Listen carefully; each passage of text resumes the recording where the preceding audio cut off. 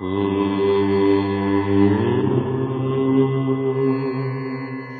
प्रिय साथियों, मैं हूं आपके साथ सत्य अवस्थी और आप देख रहे हैं सरल उपाय सहज समाधान। साथियों, नवरात्र के ये 9 दिन बड़े ही पावन और पावरफुल होते हैं। तभी तो प्रत्येक भक्त नवरात्र के इन दिनों का बड़ी ही बेसब्री से इंतजार भी करते हैं। क्यों?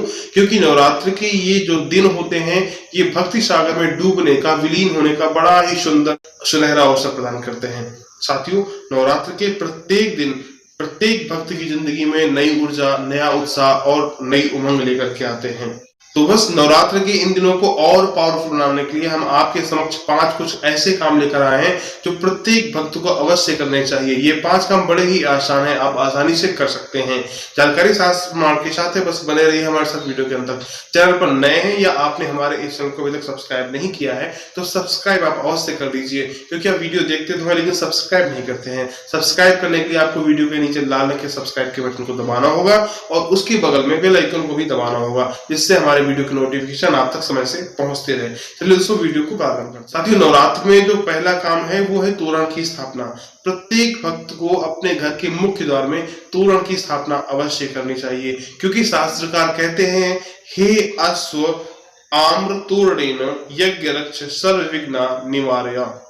साथियों, इस श्लोक में बताया गया कि प्रत्येक भक्त को अपने घर के मुख्य द्वार में तोरण यानी वंदनवार, इसको आम भाषा में वंदनवार ही बोलते हैं। प्रत्येक भक्त को नवरात्र के इन दिनों में वंदनवार अपने घर के मुख्य द्वार पर अवश्य लगाना चाहिए, क्योंकि ये वंदनवार आपकी, आपके घर की और आपके परिवार की रक्षा करते हैं। जिस द्वार में ये वंदनवार बंद जाता है ना, उस द्वार के अंदर नकारात्मक ऊर्जा प्रवेश नहीं कर पाती है, इसका ये मतलब है। साथियों, वंदनवार जो है वो आम के पत्ते का सर्वोत्तम माना जाता है। यदि आपको आम के पत्ते आसानी से उपलब्ध नहीं हो पाते तो फिर आप पीपल के पत्तों का भी वंदनवार बना सकते हैं। यदि आपको पीपल के पत्ते भी आसानी से नहीं मिल पाते तो फिर आप अशोक के पत्ते का भी वंदनवार आप बना सकते हैं। तो वंदनवार बनाना कैसे है, हम आपको ये समझा देते हैं। साथियों, वंदनवार बनाने के लिए आप आम के पत्तों को पहले तोड़कर ले आएंगे, फिर उसको आप गाय के दूध से धुलेंगे, फिर उसके बाद आप गंगा जल से उसको धुलेंगे, फिर रोली या कुमकुम का प्रत्येक पत्तों में तिलक लगा देंगे। उसके बाद में कलावे के माध्यम से इसका बंधनवार तैयार कर लेंगे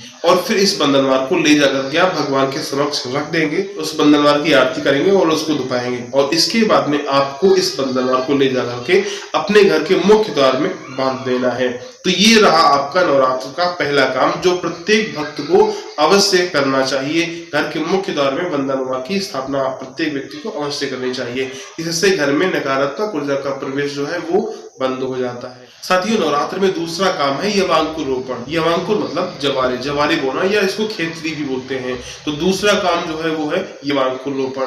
साथियों, घर में खिलखिलाती हुई हरियाली बहुत ही सुंदर होती है और ये हरियाली हमारे घर परिवार की जिंदगी में खुशहाली उत्पन्न करती है। हमारे शास्त्रकार कहते हैं, अश्विनी चैत्रे सर्वे कुर्वन्ति शक्ति पूजनम तस्याग्रे शुद्ध देशास्तु गृहीता मृतिका स्तरेत। अश्विनी चैत्री सर्वे कुर्वन्ति शक्ति पूजनम। साथियों, इस प्रमाण में बताया गया कि प्रत्येक भक्त को, चाहे वो अश्विनी के नवरात्र हो चाहे वो चैत्र के नवरात्र हो, प्रत्येक भक्त को इन नवरात्रों में आदिशक्ति की पूजा अवश्य करनी चाहिए और इसी नवरात्र में मिट्टी में यव को भी रोपित करना चाहिए, क्योंकि शास्त्रों का ऐसा मानना है कि ये जवारे जितने हरे भरे होंगे, घर में खुशहाली भी उतनी ही अधिक आएगी। साथियों, तीसरा कार्य है नवरात्र में घट की स्थापना। घट की स्थापना प्रत्येक व्यक्ति को अवश्य करनी चाहिए। आप यूं समझिए कि नवरात्र में माता रानी की संपूर्ण शक्ति का जो समावेश है वो इसी घट में ही है, इसलिए प्रत्येक व्यक्ति को घट की स्थापना अवश्य करनी चाहिए। शास्त्र में इसके विषय में कहा गया है क्या? साथियों, शास्त्रकार कहते हैं, कलास्तु सेरते यत्र कलश उच्यते धर्मार्थ कामदा यत्र पूजते कलशस्ते च। साथियों, इसमें बताया गया कि कोई भी धार्मिक अनुष्ठान हो, प्रत्येक अनुष्ठान में कलश की स्थापना अवश्य करनी चाहिए। कलश के विषय में हमने आपको संपूर्ण जानकारी शास्त्र प्रमाण के साथ दे रखी है। यदि आप कहेंगे तो हम आपको उसका लिंक डिस्क्रिप्शन में दे देंगे। वैसे तो हमने नवरात्र की पूरी सीरीज एक प्लेलिस्ट तैयार कर रखी है, तो हम आपको वो प्लेलिस्ट दे देंगे, तो उस प्लेलिस्ट में भी वो वीडियो का लिंक आपको मिल जाएगा। तो वहां से जाकर आप कलश के विषय में संपूर्ण जानकारी प्राप्त कर सकते हैं। तो तीसरा कार्य आपको ये मिला कि प्रत्येक व्यक्ति को नवरात्र में घट की स्थापना अवश्य करनी चाहिए। अब बात करते हैं चौथे काम की। साथियों, नवरात्र में जो चौथा काम है वो है अखंड दीपक की स्थापना। साथियों, अखंड दीपक आपके कर्म का साक्षी होता है। शास्त्रकार कहते हैं, वो दीप देव स्वरूपस्तम कर्म साक्षी हविंकत यावत् कर्म समाप्तिष्ठत् तावत् त्वं स्थिरो भव। कर्म साक्षी हविंकत, ये अखंड दीपक है, ये आपके किए हुए धार्मिक कार्य का साक्षात सबूत होता है। और आगे बताया गया, यावत् कर्म समाप्तिष्ठत् तावत् त्वं स्थिरो भव। जब तक हम ये धार्मिक कार्य करें तब तक आप हमारे समक्ष साक्ष्य के रूप में उपस्थित रहें। इसके अलावा एक प्रमाण और है जो हमको बताता है कि नवरात्र में माता रानी को अखंड दीपक की स्थापना, अखंड दीप प्रज्वलित करना बहुत ही प्रिय है। आइए प्रमाण देख लेते हैं, फिर हम आपको समझाते हैं। साथियों, इसमें बताया गया, अखंड दीपकम देव्या प्रीतये नवरात्रगम उज्ज्वलये अहोरात्रम एकम चित्तो कृतम व्रतः। अखंड दीपकम दिव्या प्रीतये नवरात्रकम। साथियों, इसमें बताया गया कि नवरात्र में अखंड दीपक प्रज्वलित करना माता रानी को अति प्रिय है। इसलिए प्रत्येक सनातनी को, प्रत्येक भक्त को बड़े ही श्रद्धा और भाव के साथ में अखंड दीपक अवश्य प्रज्वलित करना चाहिए और उसको पूरा अंत तक लेकर जाना चाहिए, बीच में खंडित ना हो, इसका हमें विशेष ध्यान रखना चाहिए। इस प्रमाण में यह भी बताया गया कि जिस प्रकार से दीपक के जलते ही संपूर्ण अंधकार समाप्त हो जाता है, ठीक उसी प्रकार से हमारे मन के अंदर जितने भी अंधकार रूपी पाप और भ्रम है ना, वो सारे के सारे दूर हो जाते हैं अखंड दीपक के प्रज्वलित करने से।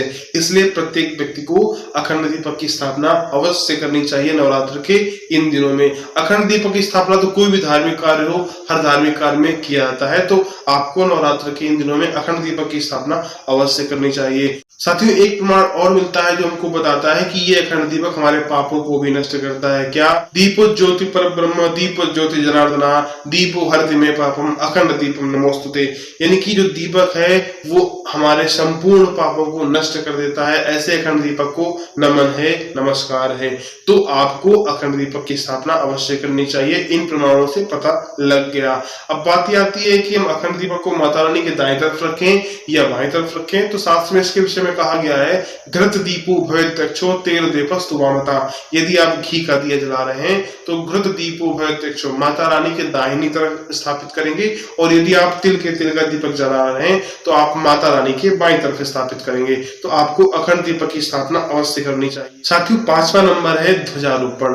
प्रत्येक व्यक्ति को नवरात्र के इन दिनों में ध्वजा की स्थापना अवश्य करनी चाहिए। इस ध्वजा को आपको घर के ईशान कोण में लगाना चाहिए। यदि ईशान कोण नहीं मिल पाता है तो आप घर के मुख्य द्वार के ऊपर भी इस ध्वजा को लगा सकते हैं। साथियों, घर में लहराता हुआ झंडा और आंगन में लहराती हुई तुलसी एक घर को मंदिर तुल्य बना देती हैं, ऐसा हमारे शास्त्रकार मानते हैं। तो प्रत्येक व्यक्ति को नवरात्र के प्रारंभ में ही घर के ऊपर झंडा अवश्य लगाना चाहिए, ध्वजा को अवश्य रोपित करना चाहिए, और प्रत्येक दिन उस ध्वजा के नीचे एक दीपक अवश्य प्रज्वलित करना चाहिए। और मंत्र क्या बोलना चाहिए, हम आपको मंत्र दे रहे हैं। शुक्र केतो महावीर्या श्याम वर्णार्च यामहम पत्रिराज नमस्तेस्तु तथा नारायण ध्वजा। इस मंत्र को बोलते हुए आपको ध्वज के सामने एक दीप अवश्य प्रज्वलित करना चाहिए। तो ये कुछ 5 बातें रही जो हमने आज की इस वीडियो में आपसे चर्चा की। उम्मीद करते हैं आज का वीडियो भी आपको बहुत पसंद आया होगा। यदि वीडियो आपको पसंद आया है तो वीडियो को लाइक कर दीजिए, चैनल को सब्सक्राइब कर दीजिए और वीडियो को ज्यादा से ज्यादा लोगों तक शेयर कीजिए। मिलते हैं अगले वीडियो में, तब तक के लिए नमस्कार।